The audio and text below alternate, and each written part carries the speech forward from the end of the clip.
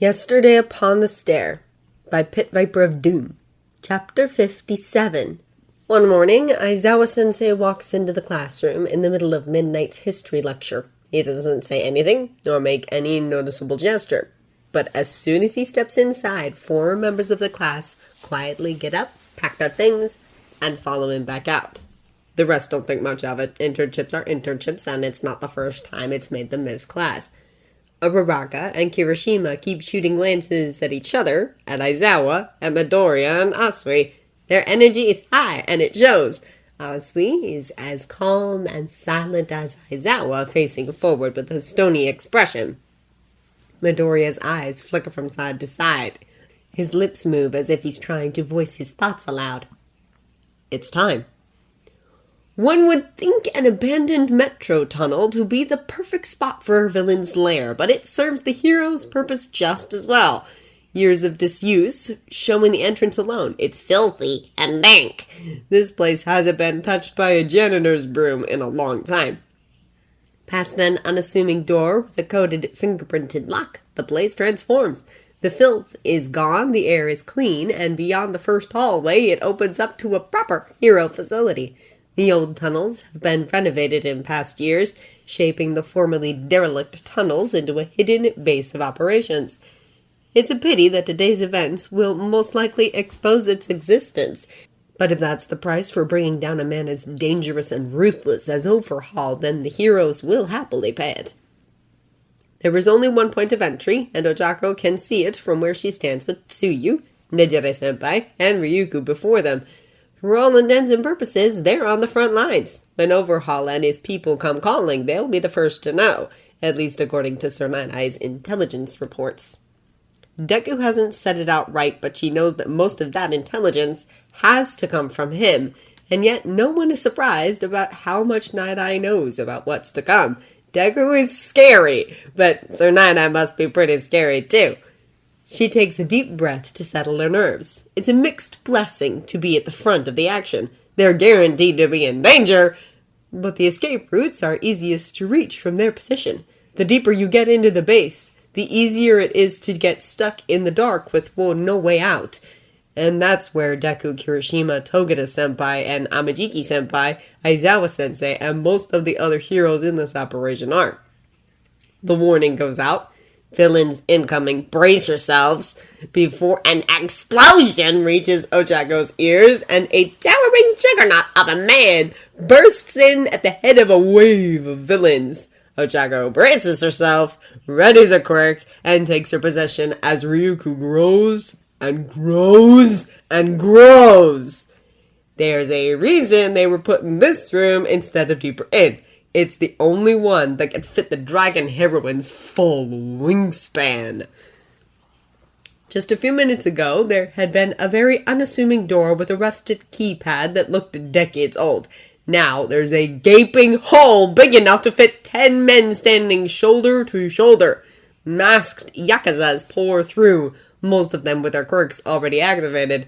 There's a lot of hooting and hollering involved, not so much organization. Himiko watches them thunder into the hero base, pushing and shoving and climbing over each other for the chance to get in first, and blows the longest, loudest raspberry she can. Name! She says, and if it weren't for the fact that Tomura was standing so close, he wouldn't be able to hear her over all the yelling. I can't believe Overhaul has a big fancy quirk, and all he's using it for is opening doors. Tomura grunts. He's leaving all the hard work to the NPCs, he says. Pretty simple. Bring in a bunch of cannon fodder to make a lot of noise, make everyone think that's all you got, hide the bosses in the grunts so the enemy team can't tell which is which till it's too late. Oh! She draws out the noise as loopy and sing-song as she can make it. That's pretty sweet, she says reluctantly.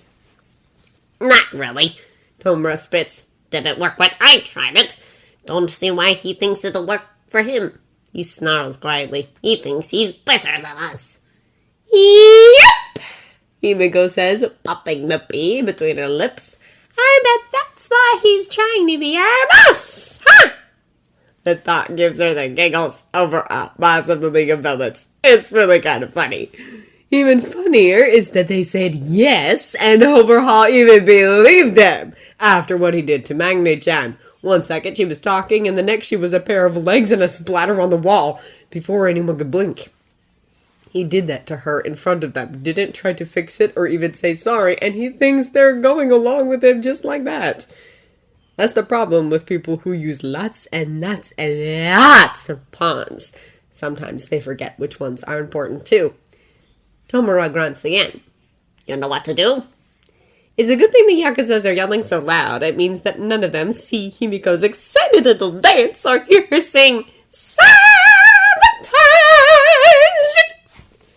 Their main goal, Tomura says, is to take out the competition. And hey, why not grab the anti-Craig serum and kill a few heroes on the way out? Plus, Himiko thinks, she has enough of Izu's blood to take the little girl, too. The doctor may be gone, but the doctor was nobody special. Just a man who is very smart and very ambitious, and smart, ambitious men are a dime per dozen. The doctor was one, and he's gone. Overhaul is one, and he'll soon be gone, too. They're bound to find someone who knows what to do with little Eri-chan. Oh, I wish Mr. Compress was here, she says. It would be so easy with him. He's so quick and his quirk would make it easy to take Eri-chan out from under everyone's noses.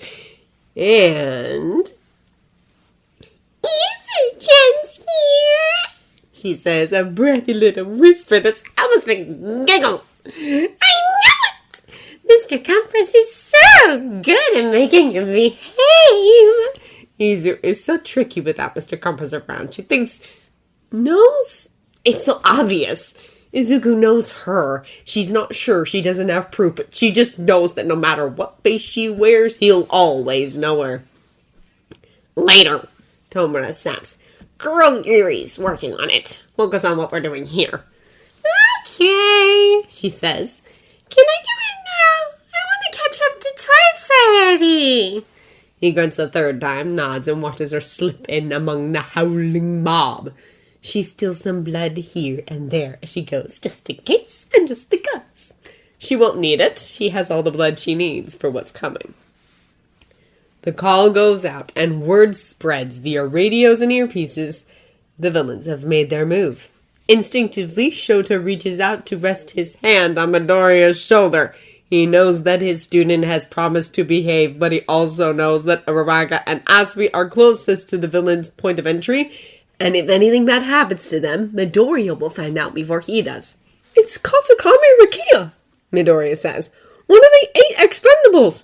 His quirk is stamina absorption. Overhaul likes to use him to break through defensive lines. Jusa says he's probably carrying a dose of trigger just in case he needs that extra boost. Shota nods and passes the information along. At the moment, they're alone, ghosts notwithstanding, and waiting for more information. The Yakuzas will get past the first line of defense. They're supposed to. According to Night-Eye's plan, the heroes are divided into teams and positioned at strategic points throughout the base in order to filter out more and more villains as they make their way deeper into the tunnels.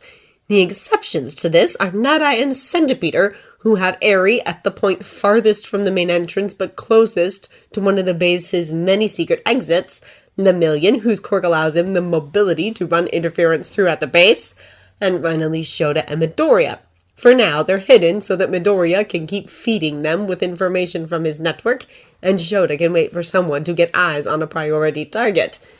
Their top priority is Overhaul himself. Right beneath him is Irinaka Joy, codename Mimic, who can inhabit and control objects, and under the influence of Trigger can do the same with entire locations. And beneath both of them, but above the rest of the 8 Precepts foot soldiers, are the League of Villains. Apparently rumors of collaboration between the two forces are more than mere rumors. In any case, Shota's quirk makes him the best man for capturing any of these targets. Overhaul's quirk alone is far more potent than any other player in this conflict. The goal is for Shota to get eyes on him as soon as possible. Unfortunately, he's also rather unwilling to let Midoriya out of his sight, but they'll cross that bridge when they come to it. The area they're in is empty to Shota's eyes, but if Midoriya's near constant stream of mumbling is any indication, they're absolutely swimming in ghosts. It's almost comforting in a way that Shota tries not to read too much into. Is this how Midoriya behaves when no one's watching? Then he remembers the muttering and the half-disguised hand motions that President Mike said were signs of finger-smelling, and all the times that Midoriya has laughed or switched moods for no apparent reason. So maybe it's how he behaves when people are watching. Why would it matter? Of course no one's going to look at him and think, ghosts. They're just going to think he's weird. Mimics in tunnel 4W, Midoriya says, suddenly jarring Shota out of his thoughts. You're sure? At least in the last 5 minutes. His students' eyes are bright and intent, focused on someone Shota can't see. They didn't see his body, but he's making his way through by inhabiting a cloak and mask. Shota hesitates. Logically, Mimic's body shouldn't be far from the objects he's possessing, but his thoughts are interrupted by Lemillion, who emerges from a nearby wall and zeroes in on Eraserhead. Oh, there you are, he says. Mimic has been spotted in Tunnel 4W. His body? Shota asks. Lemillion smiles grimly. Rockblock found him! As far as we know, he hasn't taken any trigger yet, but Rockblock's radio was damaged in the fight, so he sent me to get you. Lemillion doesn't have a comm of his own. He can't take any equipment through solid matter that isn't made of his own hair. Deku, Shota says. I'm right behind you. I'll check in with Sir, Lemillion tells them. Good luck! Tunnel 4W isn't far. It's roughly halfway between the entrance and the chamber where Nighteye is holed up with the girl. That's probably why Lemillion wants to check in with him. The villains are progressing, and Nighteye needs to be kept abreast of how close they are to reaching it. If Mimic is that close, then Overhaul can't be far away. Midoriya starts to pull ahead. It's not that he's trying to take the lead, just that he doesn't need to follow Shota to know where to go. Whether it's because of ghosts or because he, like Shota, memorized the layout at the start isn't clear. Either way, Shota reaches out to stop him before he overtakes him completely. Don't rush ahead, Shota warns. We can't know for sure what's around the corner. I can, Midoriya points out. It's that kind of casual confidence that can easily turn cocky if it isn't checked. Don't put all your faith in informants, Shota tells him. It's not really the time for a lecture, but it's not the time either. Could a ghost lie to you if it wanted? Midoriya frowns. Why wouldn't they? They're dead. What could they possibly gain from... The floor pitches beneath them, sending them both airborne. Shota manages to land on his feet. Midoriya hits the ground and rolls to a crouch close by. The tunnel shudders and rolls all around them, bowing inward and outward as if heaving for breath. When it finally settles, it's in an entirely different shape than it was before. Oh, balls! Midoriya mutters. Shota steps closer on instinct, mind racing. This can only be Mimic, meaning he's slipped free of Rocklock and taken Trigger to enhance his power. If he has enough control to twist the tunnel around them into a new shape, then he definitely has enough to separate them if he wants. Reports come in over the radio frequency. There are others in the area experiencing the results of Mimic's quirk, and Shota calls in with one of his own. As far as he can tell, the damage has reached tunnels 4E, 3W, and 2W. Beyond that, heroes only report noise and rumbling, but no physical change. Keep an eye out for Rocklock, he advises. His comm is damaged, and as far as I know, he was the last to see Mimic's body. Acknowledgements crackle over the line. Other heroes have heard and will pass on the message if need be. It's all they can do, for now. Ochako lifts her visor just long enough to spit out a mouthful of blood, then rolls out of the way and springs back to her feet. Katsukami Rakia is as big as fat gum, if not bigger, hopped up on Trigger and filled to the brim with stolen vitality. He's massive, strong, and way faster than someone his size should be. They can't afford to stay still for a moment. Well, okay, maybe Ryugu can, but Ryugu's twice his size and a dragon, so she doesn't count. Ochako isn't like Deku. She's not a numbers girl, and she can't tally up stats and pick apart the minutiae of a fight as she's participating in it. But, that being said, she knows they can win this, with that firm certainty she feels when taking a test she's studied for. Her tongue still throbs and bleeds from where she bit it when Katsukame knocked her into a wall. She thinks her shoulder might be sprained, but she can still use it for the most part. Tsuyu looks mostly alright, even with one eye slowly swelling shut. Nejime is doing better than both of them because she's been careful not to let Katsukame touch her. Her quirk runs on vitality, and Katsukame's lets him drain it away. Thanks to the limited space, Ryugu's size, Katsukame's speed, and the constant motion, Nejime hasn't been able to get a clear shot yet, but they're getting there. They just need to pin him down in one spot for a few seconds, and this fight will be over. An opening appears, and Ochako locks eyes with Tsuyu. Katsukame's rampage has left plenty of rubble for them to work with. In a split second, she and Tsuyu are airborne, raining hell down on Katsukame's head.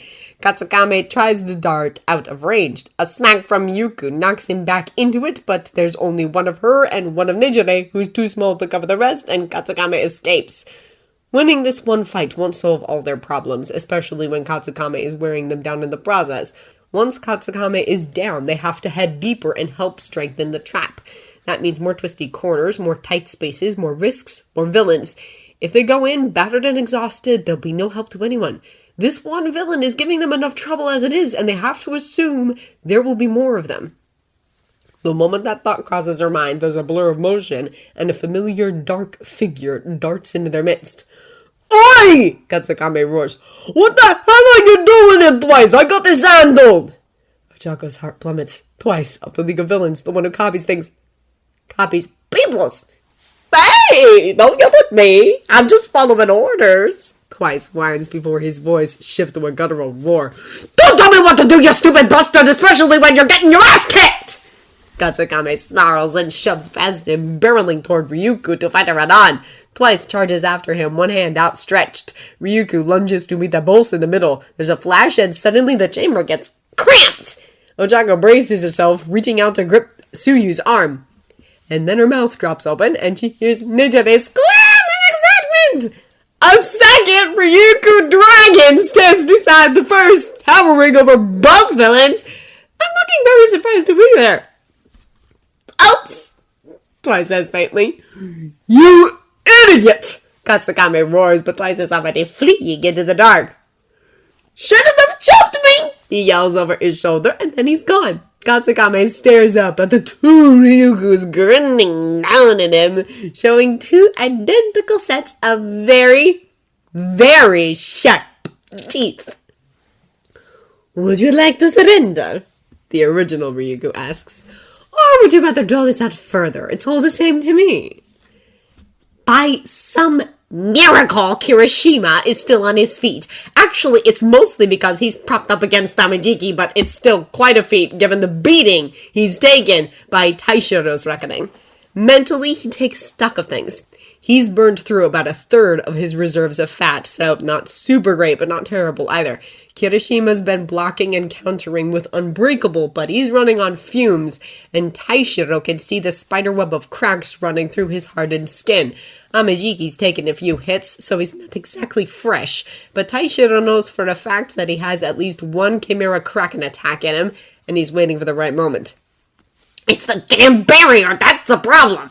Unlike Kirishima's Unbreakable, the villain whose name Taishiro can't remember seems perfectly able to keep it up as long as he wants, and only drops it so Rappa What's-His-Name can get in an obnoxious amount of rapid-fire hits before it goes up again. Actually, no, that's not the only problem. The other problem is that Rappa won't shut up! What's the matter with you? The villain roars, winding up for another flurry of blows. He may be masked, but Taishiro can tell the villain's eyes are fixed on him. You think I can't tell you three are pulling punches on me? It's like you're not even trying to win, cowards! Taishiro grinds his teeth. They aren't pulling punches. They can't afford to pull punches because holding back against these two means death. They're just not out to kill anyone, that's all! But Rappa doesn't seem to see a difference between winning and killing! And then, as if things can't possibly get any worse, reinforcements arrive for the villains. Another masked figure, one that Taishiro hasn't seen yet, materializes from the shadows and slips behind the shield. The hell are you doing here? Rappa snarls. Don't yell at me, I'm here on Overhaul's orders. He knows best, the barrier villain says. Are you armed? I figured I'd need it. The newcomer replies, pulling a wicked-looking knife. This only enrages Rappa further, and he chafes against the shield, holding him back. Have you no pride? He spits. Literally spits. Taishiro sees saliva fly from the mask and punches the barrier in a fit of fury. There's nothing more tasteless than bringing a knife to a fight. What's the matter? Can't win without a weapon. He tosses his head, winding up his right arm experimentally as if checking that his quirk still works. That ain't the real fight. Men are meant to rip each other apart with their own hands, you feel me? Yeah, the newcomer says cheerfully. I feel you.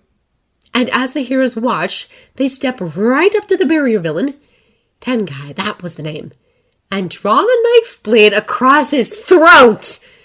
It's quick, effortless, and downright anticlimactic. Tengai slumps to the ground like a puppet with cut strings, and his barrier flickers and vanishes. The knife falls to the floor with a clatter. The villain, previously holding it, melts like candle wax before vanishing with an almost girlish giggle. Rappa spares the briefest glance for his comrades, then settles into a fighting stance. He's probably grinning behind that mask. Finally! He says in a voice that trembles with joy.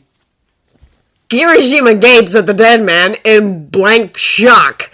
Taishiro draws him closer, and Namajiki explodes into a blur of hard shells and lashing tentacles. This is one of the worst-case scenarios Shota has been dreading. Having the layout of the base memorized is absolutely useless when one of the villains can shape it to his will.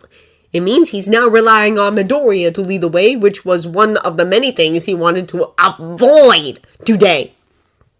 But Midoriya says he knows the way, and second-guessing allies in the field hinders more than it helps. So Shota follows him, waits when he deliberates, and stamps down on the teacher in him that chafes at being told what to do by a student. They aren't teacher and student here, they're heroes in the field, and seniority doesn't count for much when Midoriya has the quirk advantage. Talk to me, he says. I don't like flying blind. What are we looking at? The tunnels aren't destroyed, Midoriya replies. They still lead from one place to the next, they're just different. There are more points of intersection, and he added trick hallways that loop back around or lead to dead ends. So the way isn't blocked off, it's just a maze now. Fantastic. Are they ready? Midoriya goes, still one hand out to stop Shota from going forward, and Shota bites his tongue and listens. There are footsteps coming, an uneven step shuffle that indicates injury, and before he can ask if it's friend or foe, the newcomer is already upon them. He says with relief it's Rocklock, limping and looking rather worse for wear, but he's alive and that was Shota's main concern, so he allows himself an increment of relaxation. What happened with Mimic? He asks. He got the drop on me. Rocklock trembles. But I know where his body is. The three of us could... He doesn't get any further than that before Midoriya punches him in the throat. His student looks to him for a split second, and Shota hasn't seen him look like that since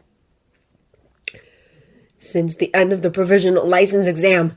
His capture weapon snaps around Rocklock's wrists and torso, and a powerful yank sends him crashing to the floor with a startled cry. He lands face first on the ground, and when he raises his head, there's an unsettlingly wide smile on his face, even as his features are melting away. He takes a step toward Toga, toward Midoriya.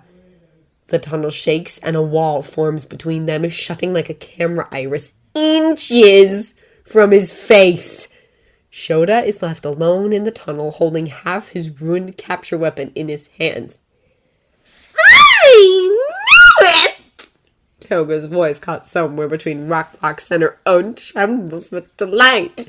There's something about the uneven timbre, the razor-sharp smile, the way her tone pitches and vibrates with unrestrained glee that fills Izuku with visceral, bile-churning horror.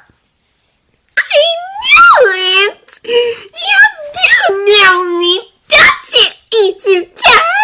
Her voice finally settles at its usual high-breathed pitch. She gets smaller as she sheds her disguise, and the remains of Aizawa's capture weapon fall away. Her smile doesn't change, even as her false face sloughs off. The horror turns to revulsion. The real one is twisted, and not just from her smile. Izuku can see how the line of her nose curves and bends in ways it wasn't meant to, bordered by scars of deep bite wounds that heal poorly. Her skin is rough and patchy with marks left by burns. Izuku can almost recognize the pattern of them. Both he and Bakugo left their marks on her in Kamino. He can almost taste the blood in his teeth again. Watch out, Arai warns. She's faster than she looks and she won't let you grab her. Toga's former victims stand at a distance to keep from hampering Izuku's movement. He appreciates the gesture and the advice. He's glad that he isn't alone. I know I was right! Toga lashes out in a blur, cutting a harmless slit in the top layer of his costume. He jerks back just in time to keep the damage to the top layer of material. The slice spans the width of Izuku's chest, but doesn't touch skin. You can't deny it, can you, Izuku, can you? She giggles high and bright with joy. No matter what I look like, no matter whose face I'm wearing, you always know me. That's never happened before. I never met anyone like you. Luckily, the feeling's mutual, Izuku says flatly. Toga's next knife swing cuts off a lock of his hair as he ducks away. I know you haven't. Of course you haven't. It's fate. You feel it too. You have to. She flies at him again, and he knocks her back by a roundhouse kick he learned from Ida. He has to shut her out. What she's saying doesn't matter and can't hurt him, especially if he could take her out here. One of the ghosts passes through the newly formed wall. He's still there, she says. He hasn't left. He's trying to find a way through. Izuku turns and slams into it with all his might. It's not a sturdy wall. Even with one blow, he feels it start to give. Behind you! Izuku whirls around at the warning and catches the next blow on his shoulder instead of across his back. This one does draw blood, and he's treated to the sight of Toga licking it off the blade like honey off a comb. Another disguise slides into place, and suddenly it's his own face looking back at him, smiling that smile. You're mine, Izu-chan! She sing-songs in his voice. You've always been mine. I don't even have to become you, because we're already the same. You even smile like me, see? She smiles, and it's almost the same as his. The only difference is that it's the only smile she has. Izuku punches it and doesn't smile back. Does anyone have eyes on Rocklock? Eraserhead asks over the radio, and Nighteye shuts his eyes and rocks back and forth slowly. The best laid plans go awry, but he would have liked them to go awry without killing his colleagues. Eri sits quietly beside him, clutching a plush toy for comfort. She hasn't made a sound since all this started, and Night-Eye's not sure if that's a good thing or not. What's your status, Eraserhead? He asks. Mimic took control of the area around Tunnel 4W. I'm close to Deku but cut off. There's a wall between us, and he's fighting Toga on the other side. It's almost reason to hope, Nighteye thinks. The boy fought her to a standstill once, and it took another villain exploiting his fears to turn the tables. If they're fighting alone, then Midoriya has a chance. He says as much to Eraserhead, choosing his words carefully so that Eri won't overhear. Midoriya is too far away to touch. Nighteye only hopes he isn't misjudging his future. The back of Izuku's head hits the wall hard, and his vision goes gray and dark. In the literal blink of an eye, he's blind and reliant on the ghosts to shout warnings and pull him out of the way of her knife. But they can't warn him when the ground pitches beneath him, destroying his steady balance. Toga sees her chance. The world flips and careens, and Izuku's back hits the ground with punishing force. Dazed, he loses his grip on One For All, and the voices of the dead fade into the background. The dark spots still cloud his vision, but he can feel her straddling him, knees pressing his ribs tight enough to bruise. Her hand is at his throat, squeezing, and it takes both of his hands just to loosen her grip so he can breathe. He feels the tip of her knife trace around his face, the outline of the scarring on his eye. Your scar is so pretty, she whispers. Who hurt you, baby? Tell me their name and I'll kill them for you. Would you like that? I would. I always kill the things I don't like. He struggles, teeth gnashing, as he tries to reach the arm holding his throat, and she bounces the back of his head into the floor again. Or, I can make new ones. Just like the ones you left on me. I was looking at them in the mirror and I realized you kissed me, Izu-chan. That was our first kiss. The blade slides toward his nose, stinging without drawing blood. Can I kiss you too? Get off of me! Izuku chokes out. One for All crackles to life again, and he wrenches her hand away and lashes out with his fist. He's half blind, but he catches her in the mouth. Her fangs catch on his glove without piercing it, and he hears something break. She hits back, and he sees stars. When they fade, his vision starts to clear again. Something drips against his face. Her disguise is changing again, and when she speaks, his voice, starts to shift as well. I like you, she says, and you're going to like me too. It'll be easy. I can be anyone you want me to be. Her dark hair pales, and her stolen face drips away. There's a scar underneath. It's not his scar, and it's not hers either. How about this? She asks, with Shoto's voice, with her broken, bloody smile on his face. Do you like this better?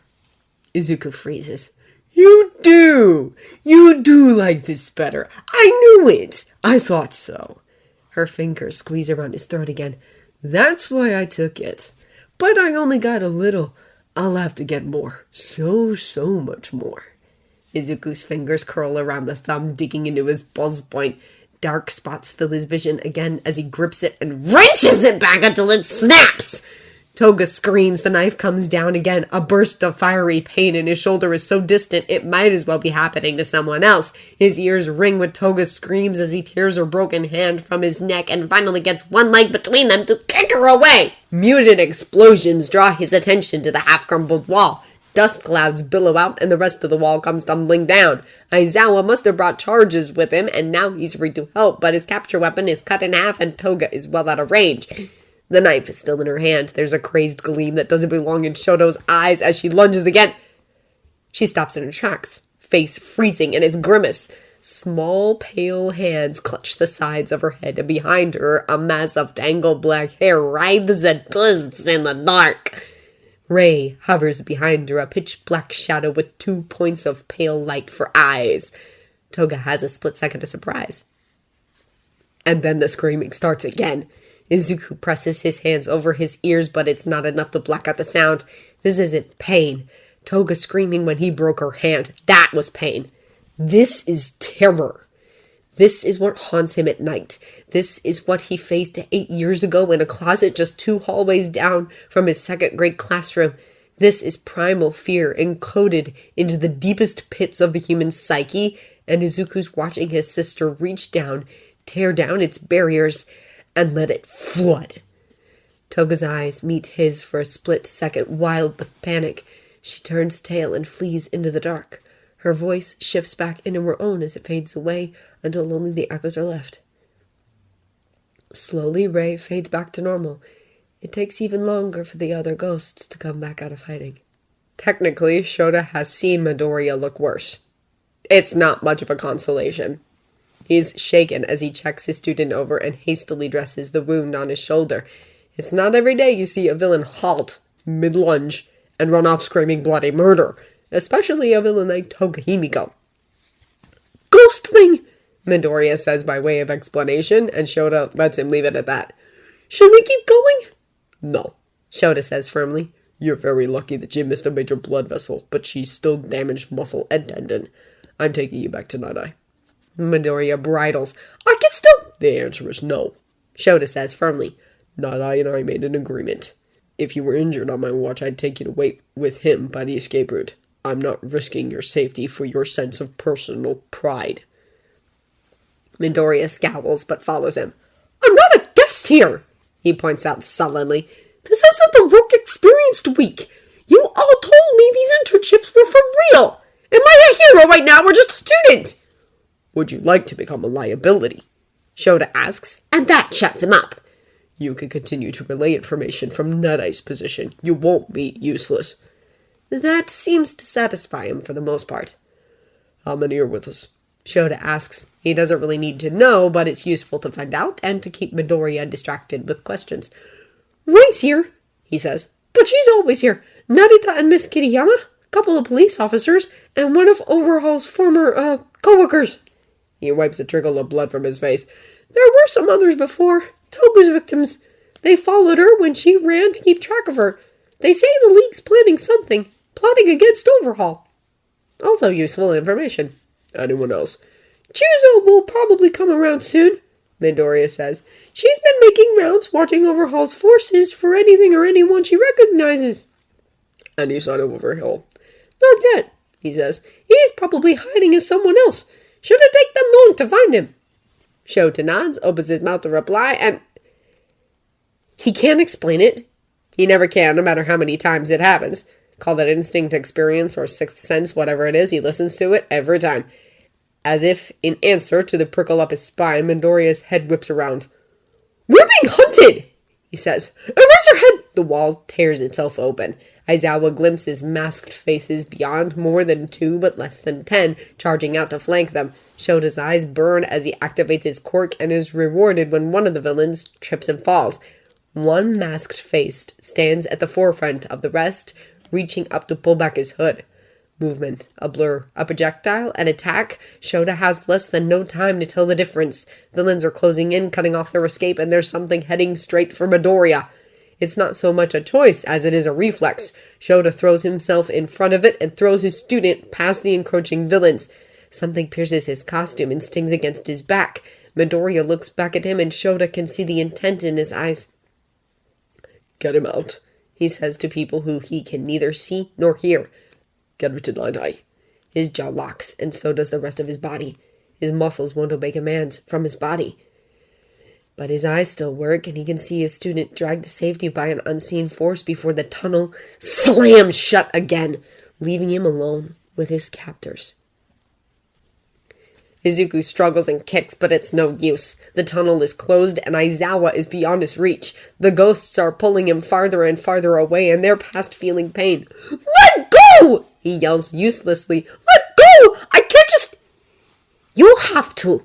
Chuza barks at him. She's the one who showed up at the last moment, told them they had villains on their tail, but too late. Too late! Midoriya, listen! Listen! Narita's in his face now. Me and Kiriyama will stay with them. If anything goes wrong, we'll raise the alarm, and you can have Nighteye send the cavalry. They could be killing him right now! They won't, Chuza snaps. He's valuable to them. Think, a quirk that erases quirks? That's exactly what Overhaul needs for his goals. They won't kill him. He's more valuable to them, alive. The thought of Aizawa in the same place Eri was, imprisoned, tortured mind for his quirk, makes Izuku sick. But she's right. Aizawa's life isn't in immediate danger. Ray gives his arm an insistent tug, and he finally stops fighting the ghosts and starts heading deeper into the tunnels beyond a mimic's reach to where Nighteye hides with Eri. I do have good news, though, Chuza says. I found Overhaul. He's hidden among his foot soldiers over in Tunnel 5N. He has a ways to go before he reaches the girl. Izuku fumbles for his radio and sets it to Night-Eye's frequency. He should have alerted Nighteye as soon as things went wrong. It doesn't take long for Nighteye to reply. Status report? This is Deku, Midoriya says. Mimic still in control of the tunnels around 4W. Eraserhead's been captured. I'm heading your way. Should be there in about 3 minutes. He hears Nighteye inhale sharply over the line. Don't take any risks, he says. Less than a minute later, Toga emerges from the wall. He looks windblown and a little breathless, but Izuku can't see any injuries on him. Nighteye sent me, Toga says. He said you were injured. One of the ghosts snickers. Izuku stares at him nonplussed. I didn't tell him I was. Yeah, I figured. Toga steps closer, his cape sweeping behind him. It's got a few rips and holes in it. Toga has seen his share of action already. They reach the rendezvous point in little time. It's an unassuming door among dozens of other unassuming doors. On the other side, they find Nighteye and Eri standing at the entrance to the secret exit. I know where Overhaul is, Izuku blurts out as soon as the door is shut behind them. At his approach, Eri, as if drawn by a magnet, moves to latch onto his leg. He's over in 5-9, surrounded by foot soldiers. Nighteye hesitates. We're split between suppressing the foot soldiers and taking out the elites, he says. I just sent Ryuko's team to track down Mimic. I can go after Overhaul, Toga says. Nighteye shuts his eyes. Mirio, it's only logical, isn't it? Mirio's eyes gleam. His quirk is touch-based, and he's supposed to be armed with his quirk-canceling bullets. My quirk is the perfect counter to both. Nighteye purses his lips. I'm sending Centipede and Bubble Girl in the same direction, he says. They're your backup, aren't they? Toga says. They're the only ones who can be spared, and I don't want anyone challenging Overhaul alone. He levels a stern look at Toga. You will not engage with Overhaul before you rendezvous with them. Do you understand? Yes, sir. Nighteye nods. Go, and be careful. Toga throws a salute that's almost cheeky, ruffles Aries' hair, and vanishes through a door with a flick of escape. How's your shoulder? Nighteye asks. Izuku glances at it. Fine, he says, and Ray hisses at the fan. I mean, it's about as good as you'd expect.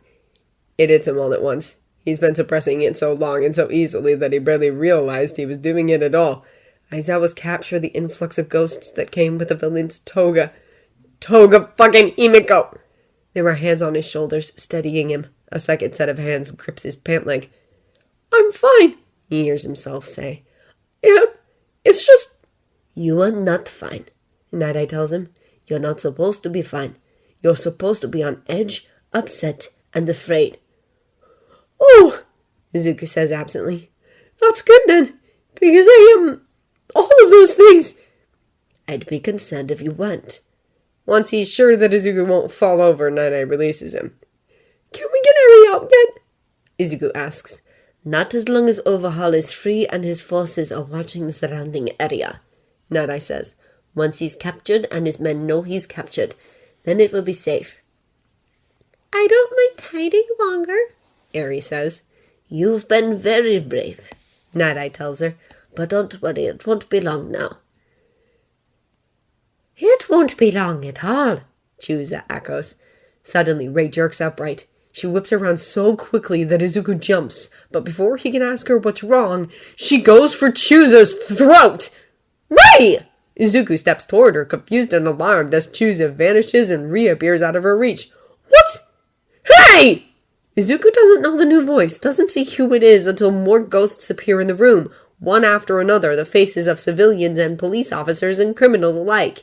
The speaker is one of the criminals, who's staring around the room in wide-eyed confusion and alarm. What the hell are you still doing here? He demands. Chusa, you were supposed to warn them! Midoriya? Nighteye says. We need to go! Izuku says and turns toward the escape route. No! Something's wrong! The words are barely past his lips when the entrance peels back with a deafening shriek of metal and the surrounding walls are ripped away like cardboard! Izuku goes for Eri on instinct, shielding her from flying debris. He half expects the ceiling to come crashing down on top of them, but instead, it opens up as well. When Izuku opens his eyes, he's crouching in a cavern, torn into the tunnels, leaving jagged edges and rubble strewn throughout the space. Their escape route is gone. There are ghosts everywhere, and they aren't alone. There are only 3 men standing where there once was a concrete wall and a reinforced door. This wouldn't be nearly as much of a problem if it weren't for the fact that one of them is Overhaul. He's dressed very much like himself and not at all like a foot soldier, and he is nowhere near Tunnel 5N. Slowly, as the ice creeps through his veins, Izuku turns to Chusa. She gives him a pitying look. Don't look at me like that, she says. I did tell you before. All I've ever wanted was to make things right. Chusa, you fucking turncoat! One of the ghosts snarls. Her face twists in fury. How dare you? She spits back. How dare you call me a traitor when you would turn on the young master so easily? He killed us, the ghost roars. He killed you! Because we failed him, you coward! Chusa's grimace shifts into a smile that borders on ecstasy. I failed him, but this is my chance at redemption. And it could have been yours, if only you had reached out and taken it, instead of abandoning the one you owe your life and loyalty to. I don't have a life anymore, one of the others says. I don't owe him a damn thing. What did you think was going to happen, Chusa? Says another. Did you really think you'd get away with all this? It will be worth it, Chusa says. What happens to me doesn't matter. I don't matter. It'll all be worth it. Out of the corner of his eye, Izuku sees Nighteye reach for his comm and grasp at nothing. He feels for his own, but the earpiece is gone. One of the men flanking Overhaul holds up both devices between the fingers of one hand. "Can't let you do that," he says before dropping them and crushing them under his heel. Setsuno Toya quirk larceny allows him to instantly transport an object into his hand. "For all the good that will do you," Nighteye says flatly, "I already sent away the nearest reinforcements." Izuku glances at him, wondering what his play is, but Nighteye looks just as confused to have said that as Izuku is to hear it. "Trying to scare us off with lies?" the third asks. "It won't work, especially since Overhaul sealed off the area. No one gets in or out until he decides it." He tilts his masked head to the side. "Come now, how do you really feel?" Nighteye grinds his teeth for a moment, then replies, "Outnumbered." It looks almost physically painful to say. Nemoto Shin, court confession, forces you to speak the truth. "Eri," Overhaul says, "you can fix this, you know." Eri flinches and grips Izuku's leg harder. "Calm now," Overhaul continues. "You must have known this would happen eventually. It's in your nature to bring suffering to those around you." "Hey, shut up!" Izuku snaps. Overhaul ignores him. "They're going to die because of you, Eri. The only way to save them is to come back." "I said shut up!" Izuku shouts back. "Now who's trying to scare us off with lies?" He presses his hand to Eri's shoulder just in case she starts to believe what she's hearing. "Do you really think you can win?" Nemoto asks. "The two of you alone against us. Against Overhaul. Do you really think you can come out of this alive?" He feels the pull of the villain's quirk as if something grips his tongue and forces it to move. "I don't know," his mouth says for him. "What do you think is going to happen if you continue to stand against us?" Nemoto's quirk presses against Izuku's throat. "Are you afraid, boy?" "Yes!" comes out of his mouth before it even reaches his brain. Eri trembles against him. Izuku looks down and finds her crying without a sound. The room is so crowded and so quiet and so very, very cold. Izuku is too. "I'm scared," he says, and this is still an answer, so the quirk won't let him lie. "I'm so scared of what I'm going to have to do to you." When he looks up, all eyes are on him. Overhaul glances briefly at Nemoto, then back to him. "What's that supposed to mean?" Nemoto demands. His tongue moves on its own again. He can't stop it from moving, but he can control the shapes it forms. The quirk demands truth, and Izuku has so much truth to offer. "You can still leave now," he says. "You don't have to die here. I don't want you to have to die. I get so little sleep as it is." There are so many ghosts in this room and so many beyond. If Overhaul joins them, then he's going to have to watch what they do to him. "Believe me," he says, and his voice trembles as he holds back a hysterical laugh. You really don't want to die here. You don't." Overhaul sighs, shaking his head. "Technical truths. Aren't you a clever one? That's the trouble, you know. From the beginning, you've been far too clever for your own good." "I'm getting real tired of villains saying nice things about me," Izuku answers. "Watch what you say," Nemoto snaps. "Overhaul is no villain. The Shie Hasakai are proud Yakuza." Overhaul lifts his hand. "Such a shame this will be over quickly," he says. "I'm going to enjoy watching you suffer." That triggers a memory that he wishes he didn't have, and this time Izuku does laugh. Part of him wonders what that must look like. "It's funny, you know," he says. "You're so proud of how much better you all are than villains, but you know what? You just said the same thing Over once said before he died. At least he knew he was a worm." "Do you really think you can win this?" Nemoto asked. "You're outmatched." His quirk demands another truth, and Izuku gives it. They tore him apart, you know," he says to Overhaul. "I'm going to watch them do the same to you." Night-Eye's hand closes on his shoulder, his grip firm and steady. Izuku feels his panic in the distance and shelves it for later. They're on their own.